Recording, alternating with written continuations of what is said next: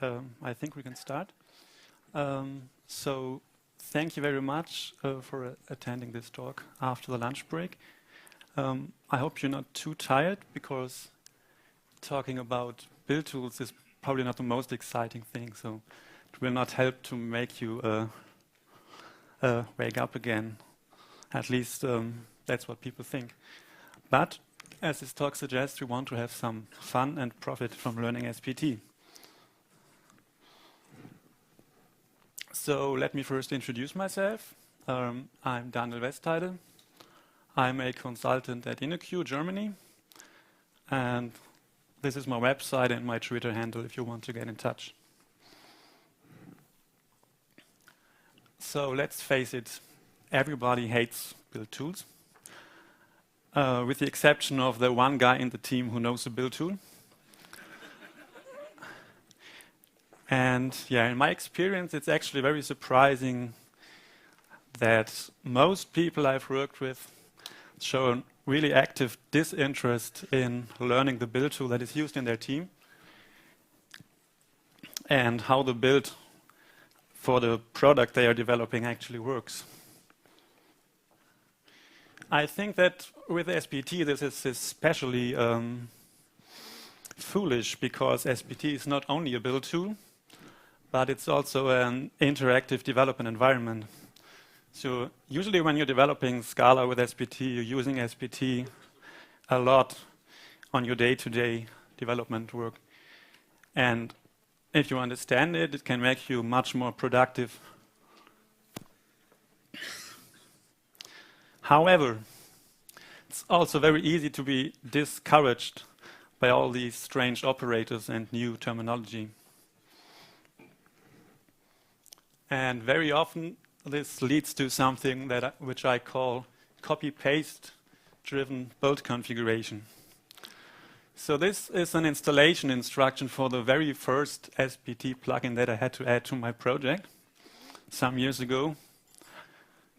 And I was guilty of copy-paste driven build configuration myself. I just copied this without having a clue what this does. So if your mental model of SBT is close to this, then this talk is for you. So you know that you can type SBT compile and SBT test. You think you can assign values for certain attributes in the build SBT. And adding plugins is done by copy-pasting cryptic code from a README. At the end of this talk, I hope that you have a better understanding of SBT, and that you will be able to understand what these instructions that I have just shown you actually do. But we'll also have seen how to customize your build and finally extract that customization code into your own SBT plugin. And also, we will have a peek at a future that has already happened in terms of auto plugins, which make adding plugins more easy and much more consistent than in the past. And because we don't want to reinvent the wheel every time we need some new functionality that is not covered by SBT, we'll have a very short look at what the SBT ecosystem has to offer already in terms of plugins that improve your productivity. Okay, to understand SBT, we must understand only some very easy concepts. And the first one is the build description. So a build description you can think of as an immutable map, and the key value pairs inside that map, they describe how SBT is supposed to build your project. However, you don't create that build description directly, but rather it's created by SBT by processing one or more build definitions. And in a build description, there are keys that have values assigned to them that are determined only once when the build description is created. And there are keys whose values are actually computations. And this is what we call tasks. and which allows you to actually do anything meaningful with SBT. Okay, so I mentioned that a build description is created by processing build definitions. So what's a build definition? A build definition essentially consists of a sequence of settings. And a setting describes a transformation of the build description. So only when a setting is applied to a build description, a new version of the build description is created. So this is a very functional way of creating the build description by applying a sequence of transformations to it.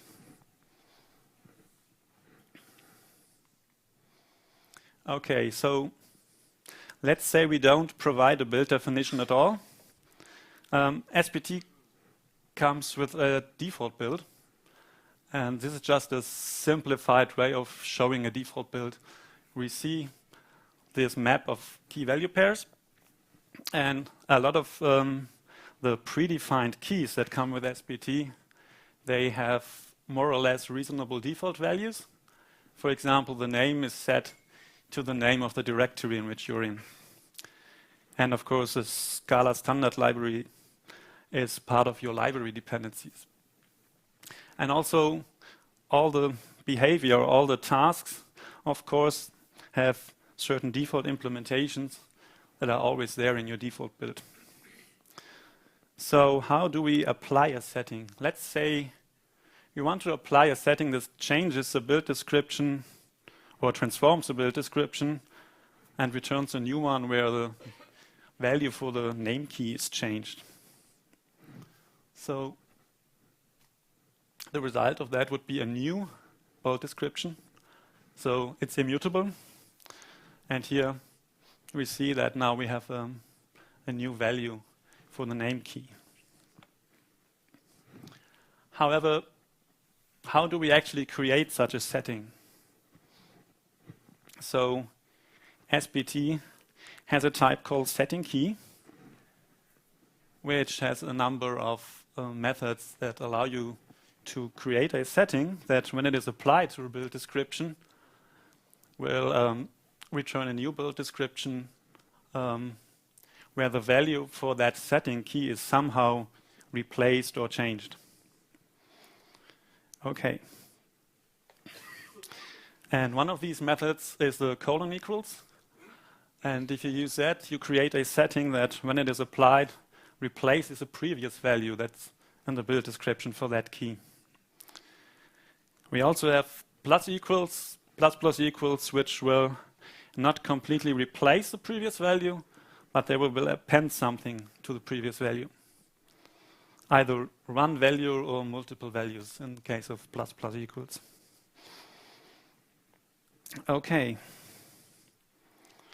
So let's see how this works in practice. So here I have a completely empty directory where we'll start SBT.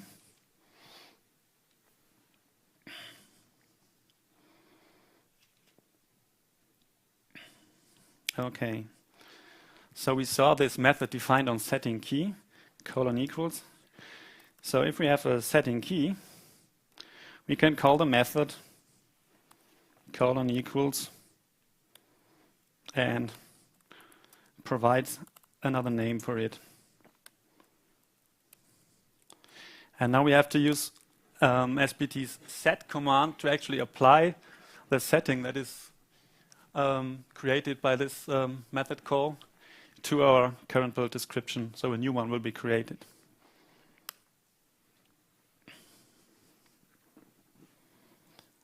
So now if we look at the name, we'll see the new value. And another operator that you saw was a plus equals to append something to a previous value. So let's do this here. And now we'll use the syntax that you're actually used to. So instead of the point and then the method name and the braces, we'll use this syntax that is more convenient for DSL, like SBT. So apparently it's possible to append something to a string. Of course, usually that's not what you would do. But append operators are very useful for example, for the library dependencies, because there are also already default library dependencies in there and you don't want to throw them away in most cases. So in general, I think that being able to apply a setting in the SBT console with the set command is a very powerful thing. For example, it allows you to very quickly just add a new library that you want to try, like this.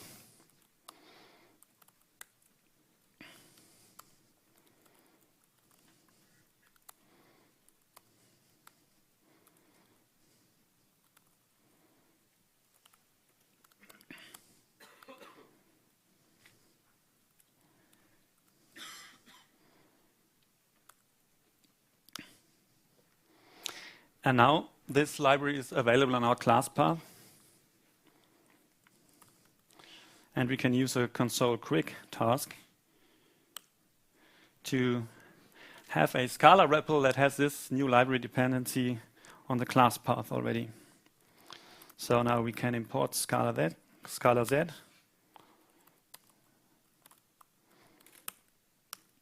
And try out this library.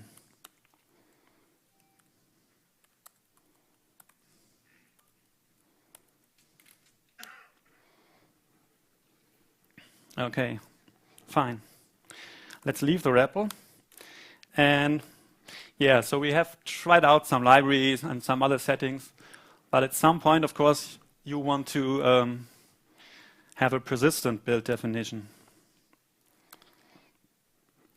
And for that, okay, what you can do is you can have a look at the current SBT session. So you see the settings that we applied to our build description. And we can save that actually. And now all the things that were in this session will be appended to your build SBT file. But we didn't have one, so it will be created. So this is our build SBT file. Now, another thing that is very interesting is that if you want to create a setting, you can depend on other settings. So in this example, we have the description setting key, and we want to make use of the value that is currently assigned for the name setting key and for the organization name setting key. So we can just put that into our build SBT file.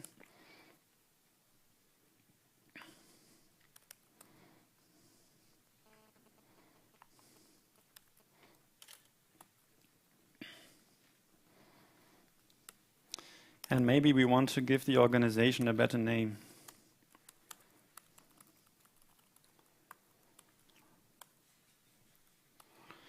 Okay. Now we have to reload our SBT console because we changed the build definition. So now, as you can see, the description now makes use of the values that are assigned to these other settings keys. And we can see that if we inspect this, then we can see that there are some dependencies that are printed out for us. So because we made use of these two other setting keys, we depend on organization name and on name. Okay. So now we have an SBT file. And you can use an SBT file to provide a build definition. But you can use an arbitrary number of SBT files on your project's root level. And each of them provides a sequence of settings.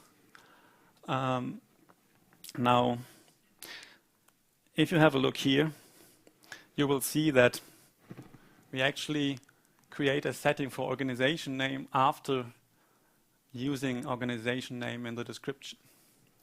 But this doesn't matter because all the settings are put into one sequence and then sorted by key and by dependencies. So if one setting depends on another one, that will be evaluated later on. Okay. Yeah.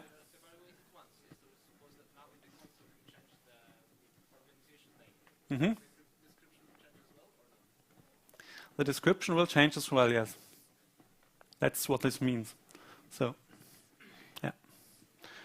Okay, now we talked a lot about settings, but as we already saw, we need tasks to do something with our build. And yeah, tasks and in some ways are very similar to settings because they can return a value, but they are computations, so they are executed every time that you request a task. And very often, of course, a task is supposed to have a side effect. And nevertheless, it's useful for a task to return something other than unit sometimes. For example, if you have a task that somehow creates a file and you have another task that depends on the task, then it will automatically know the path to the file that you created. But of course, there are also tasks which are pure side effects. For example, console, which we already saw. But also another one that I want to shortly demonstrate, which is test quick. Because what we saw on the slides is that by using this tilde, we can trigger an automatic re-execution of a task. And that will be triggered when a source file changes. So for demonstrating this, I will go to a different SBT project that I will now use as an example, which, as you can see here, is the hipster coffee shop, which sells overpriced coffee to Berlin hipsters.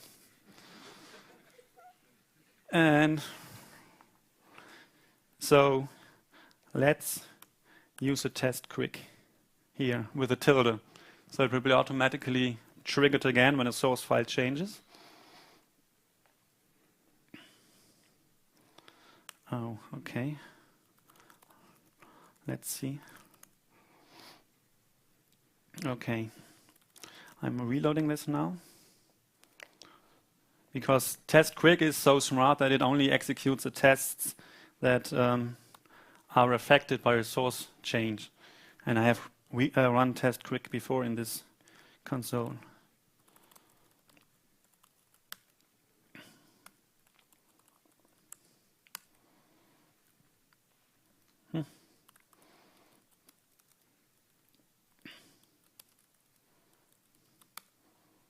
Okay, apparently this doesn't work now, no matter what. The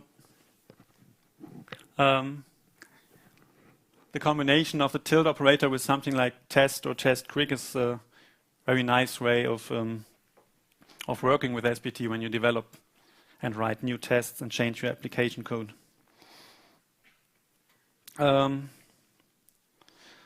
Also, as I said, tasks are very similar to settings actually, so you can assign them to a key actually the same way that you assign a normal setting to a setting key. The difference is that now we have a type task key of t, and that returns a setting of task of t instead of just a setting of t. Okay.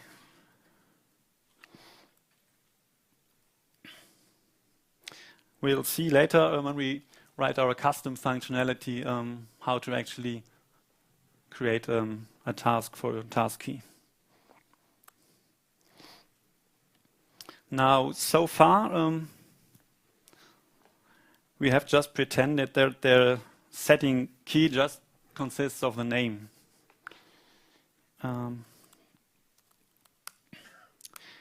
However, settings are actually scoped. So part of the setting key is the project scope and the configuration scope and the task scope.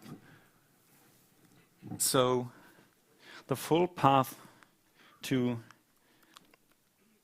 a setting is actually like this. You have to specify, but you can specify the project. You can specify a configuration like compile or test. And you can specify a task like package bin. And now we can have a look at the artifact path, for example. So this is the path to the artifact that would be generated by the package bin task inside the application project in the compile configuration. So, of course, package source would lead to a different path because we are packaging sources and not our binaries. And we can leave out all this stuff. For example, the configuration is actually not important in this case. And if we leave out the project, we will see this for all our sub-projects, because this is a multi-project build, like this.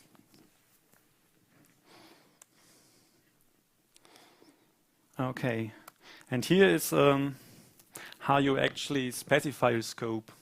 So on the project axis, you can see that there is this version in this build. So have you ever wondered what this actually means? Okay, so this in is actually a method on the setting key. And what is returned by that is a new setting key that is scope to the scope that you specify as a parameter to that method. We can see that in this other line, organization in this build. And this build is a special value that on the project axis means that this setting that you create will be applicable to the whole build for all of your projects. Here's an example for doing that on the configuration axis. So maybe you want to specify a different log level depending on whether you are in the compile configuration or the test configuration. Then you can do it like this.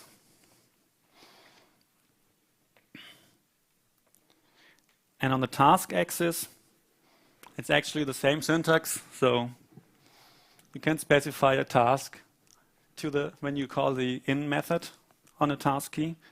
In this case, we do specify a setting for the initial command setting key. These will be executed when you call console quick or console. But for the console command, we also want to import certain stuff that is from our application code, which would not be possible for console quick, which only has on the class path the library dependencies and not your own source code compiled. So that's how we can add something in a certain task scope.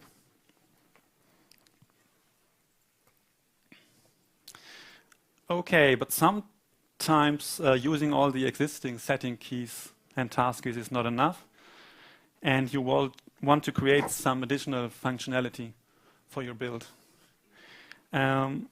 So as an example, for our hipster coffee shop, we want to create release notes.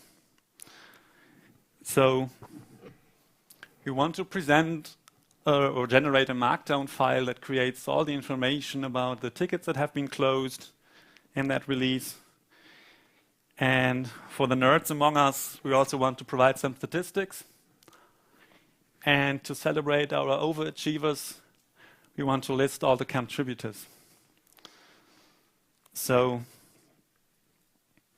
this will be an example that I'm using to show you how to create your own setting and task keys, how to implement tasks, and we'll do a short sightseeing tour through some of SBT's APIs that you can use to do that, like the file, process, and I/O APIs.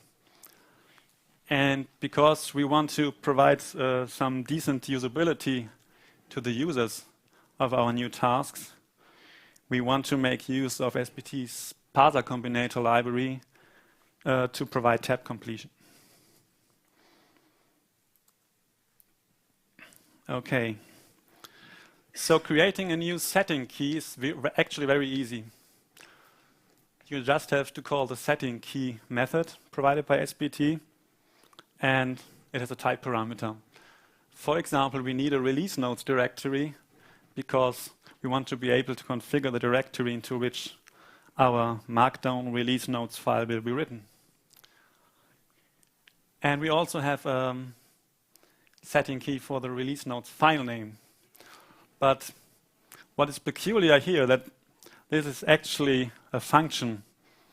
So after all, it's again a computation, even though we are talking about a setting key. It's a function that gets a release instance and returns a string, the file name for the release notes file. And the same for the templates that we want to use to generate our markdown from a complete release notes instance. So before we continue, one note about where we want to place this stuff.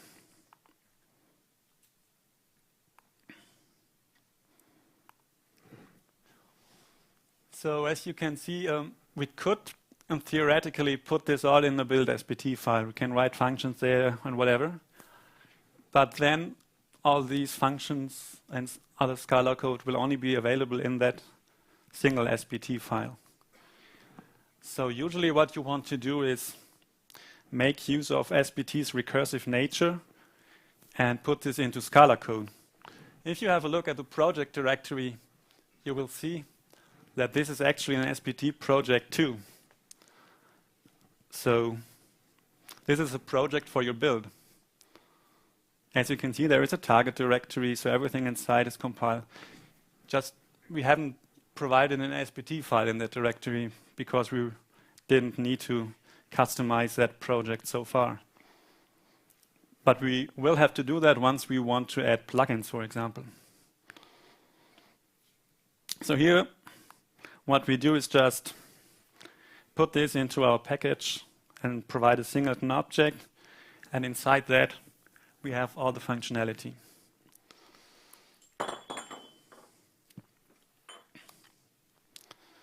So we want to provide default settings for all our setting keys. And to do that, we're making use of SBT's file API. So as you can see here, we have a dependency on the target setting. And we can depend on it by calling the value method and then using SBT rich files / operator to specify a subdirectory of that. So we should always do that instead of saying something like this.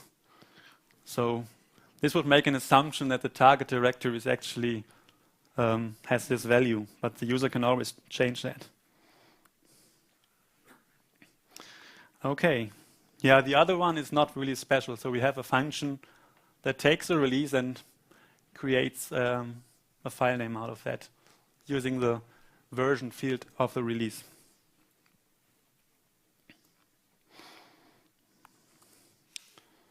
Custom task keys are really very similar to setting keys. So there's a task key method where you have to specify the type of the task. And we have one for a task release notes releases, which is supposed to show us all the releases we have in our project. And we have two other ones, generate release notes, which is supposed to give us back an instance of the release notes object. And another one, dump release notes, which is supposed to write the release notes to a file. Now the latter two, they are actually input keys, which means the user needs to provide some command line input to them. And if you want to be able to make sense of that command line input, we can use a parser.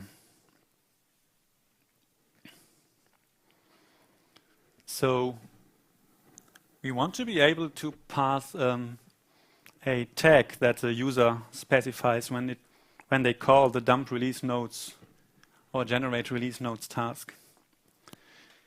And the tag is bound to a certain release.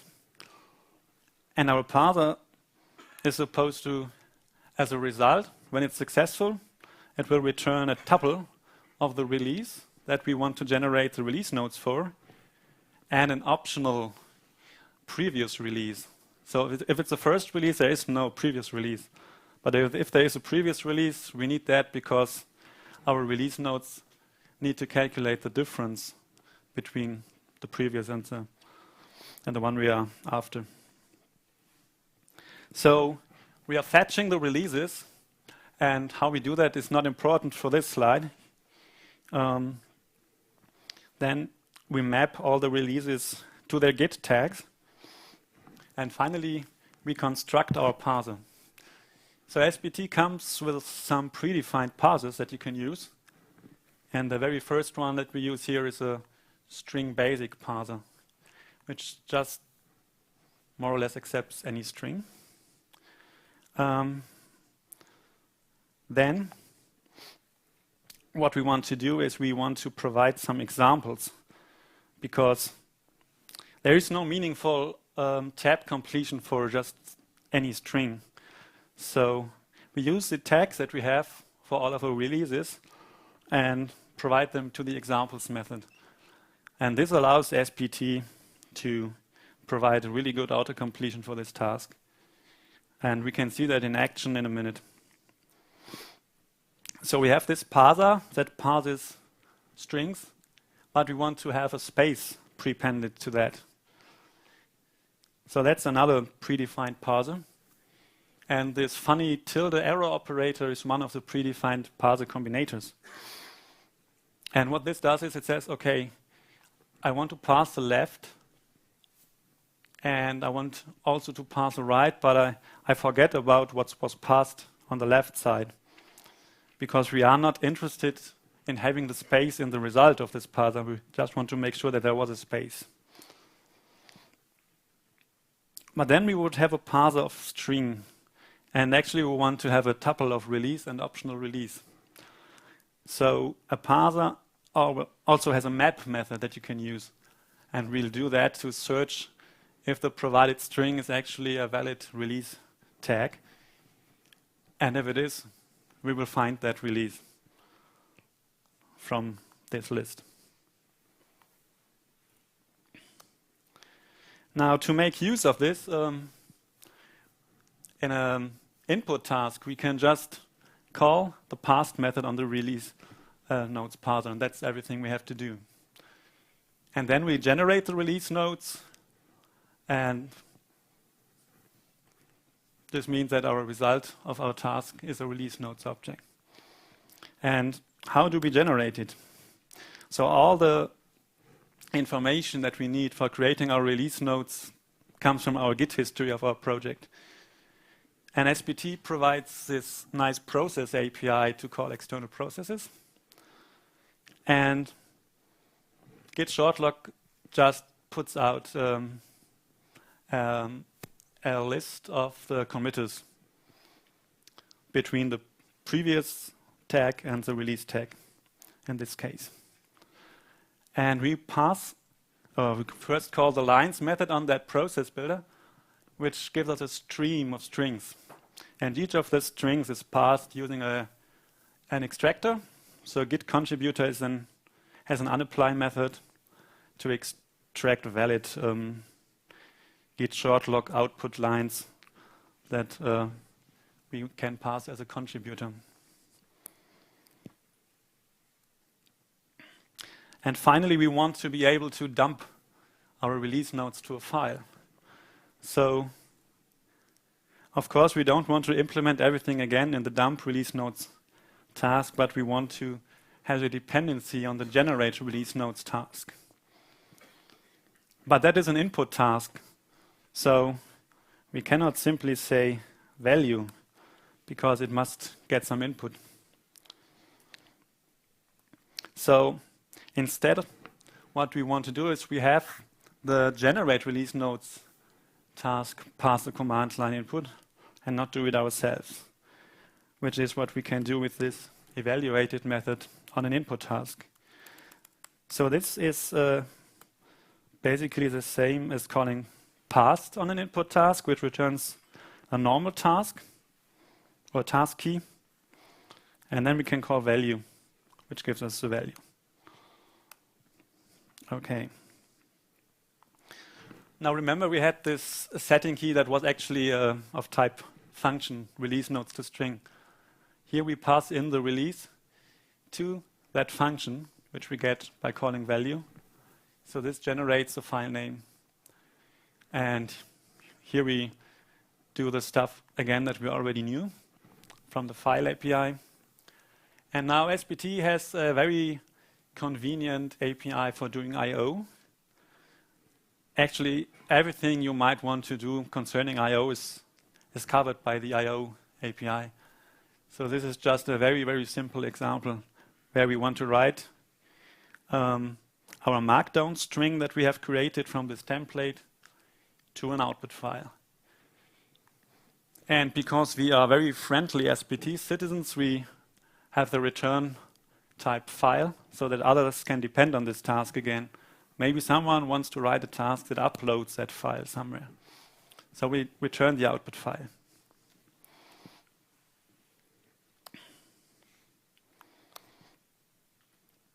Okay, so maybe this functionality is so useful that we want to use it in another project. So what we need to do is extract this into a plugin. It's really very easy to do that. You just need to extract all that library code from that build project into a new SBT project where you have a setting for the SBT plugin setting key and set it to true. And then if you publish this project, you can add it to your SBT project like other SBT plugins, of course. So in some SBT file in the project directory, which is a SBT build project for your build, you call this helper function which will add a dependency to that plugin. But then, of course, we still cannot use that plugin. We just have added this to the build. So as you saw, we had all these release notes keys, and we have default implementations for our tasks and default values for our setting keys. And here we return them as a sequence of settings.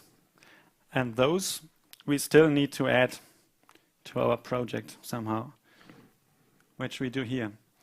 So this is what we saw in the beginning in the installation instructions for an SBT plugin. And I hope that now it's can be better understood what this actually does. So this adds the settings that contain all the implementations for the tasks that the plugin provides and the default settings for the setting keys to your project.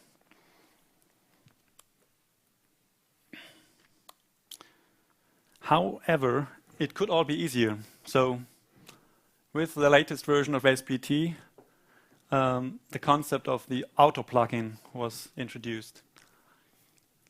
And this is how you can create an auto plugin. You can override a bunch of methods. One of them is project settings. And we will just provide all our release note settings here. And what this allows us to do when we want to make use of this project. So we still have to call add SBT plugin in the build project. But for enabling the plugin, now we have a consistent API. So on a project, we can just call enable plugins and give it one or more auto plugins.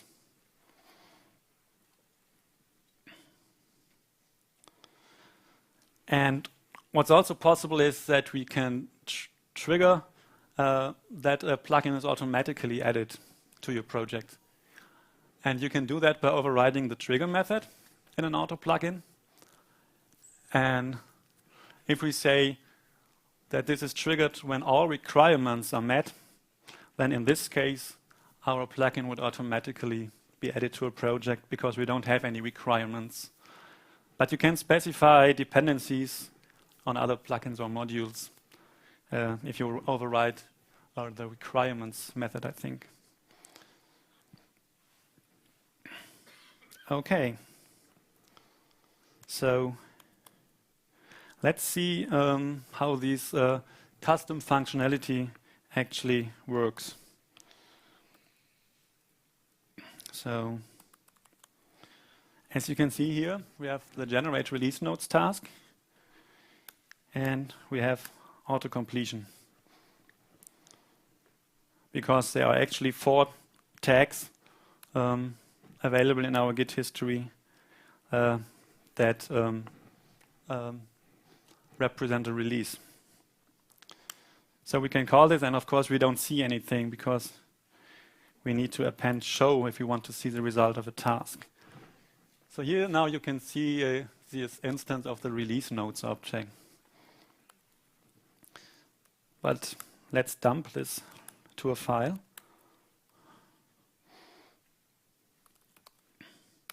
So now this is written to a file in the release notes directory in the target directory. And this is the result of this. Well, I'm using marked to show it in a beautiful way. Actually, it's just a markdown file that we have created.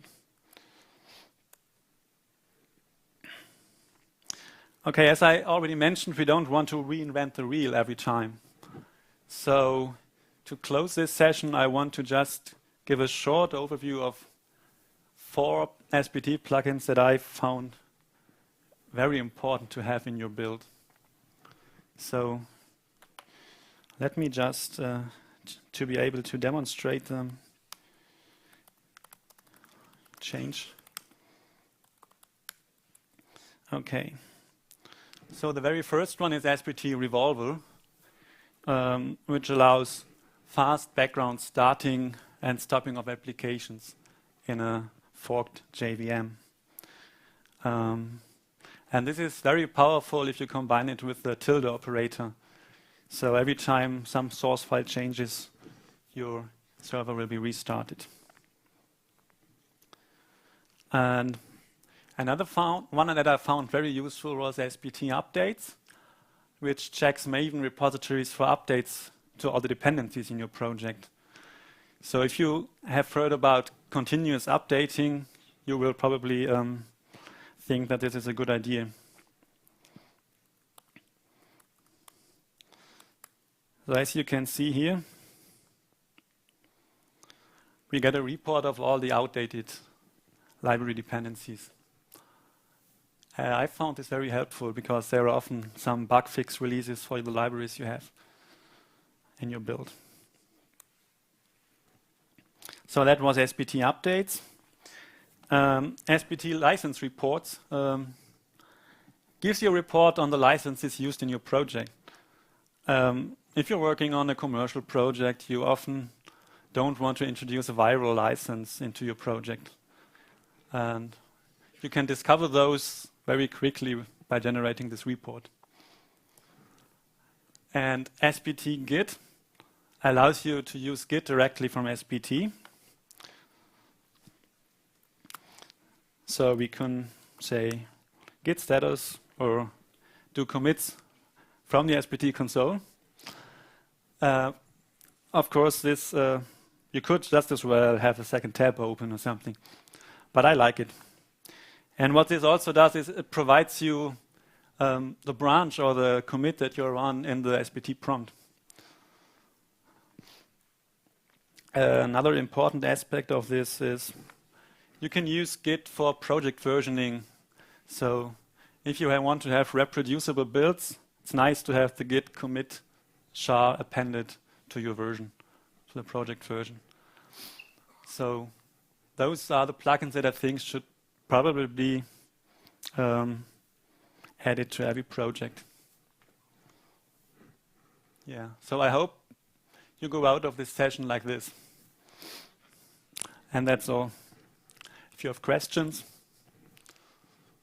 please feel free to ask.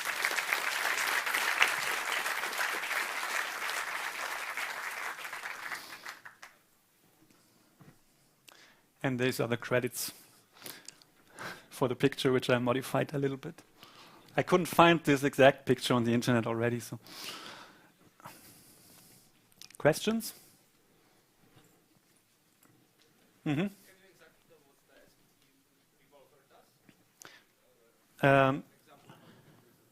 I can show you an example, yes. So,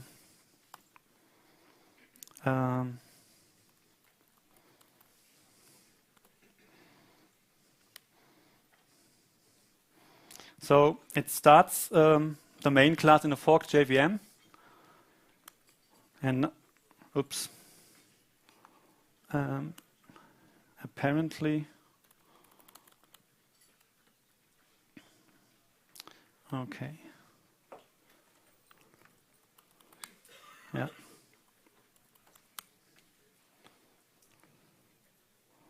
Oh, yeah. So, just 1 minute, because of these different commits that I was on, I had a problem and I had to clean it now.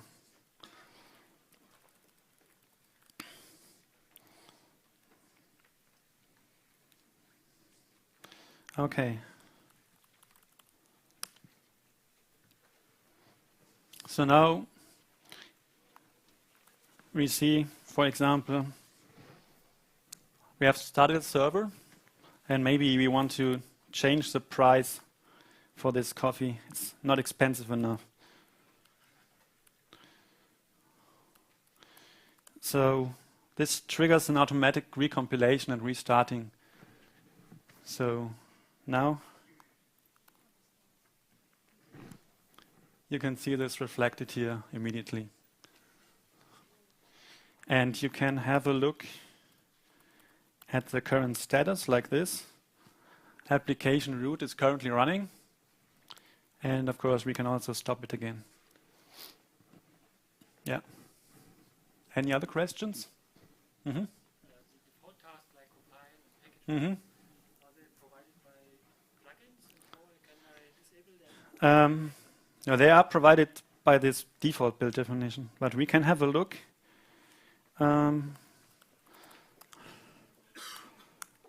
Okay, we had this test quick, for example. So here we have 2 tests that we're running. And now we say set test quick to, so the result type of test quick is unit. So what we want to do is say print line, this is even quicker.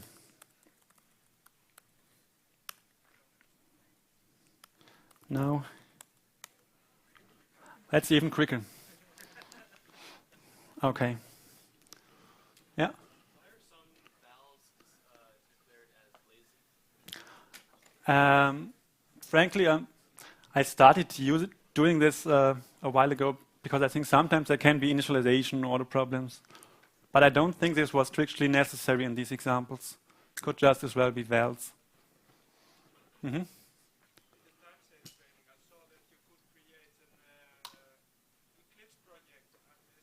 Mm-hmm. Why should you do that? So the question is, why should you create an Eclipse project from SBT?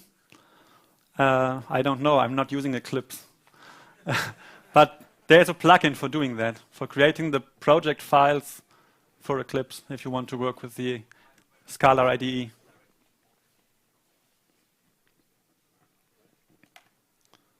Yeah, so there are plugins for generating project files for some IDEs, but now a lot of IDEs already allow you to automatically work with SBT or import the project. But some of the plugins are still better than the import functionality, I think. Yeah? What if I want to fail the build on this new implementation of test quick? Okay, let's see. You mean if you want to... I mean, you can always fail like this, if that's what you mean.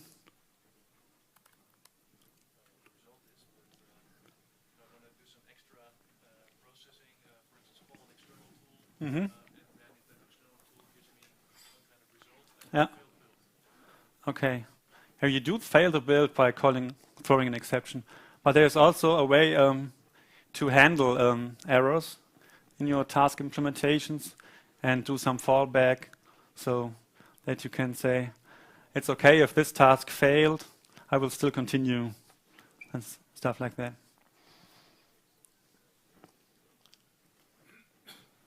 Okay. I think we're more or less out of time, so I want to give the next speaker enough time to prepare his talk. So thanks a lot for attending. And I'm available for more questions outside in the coffee break.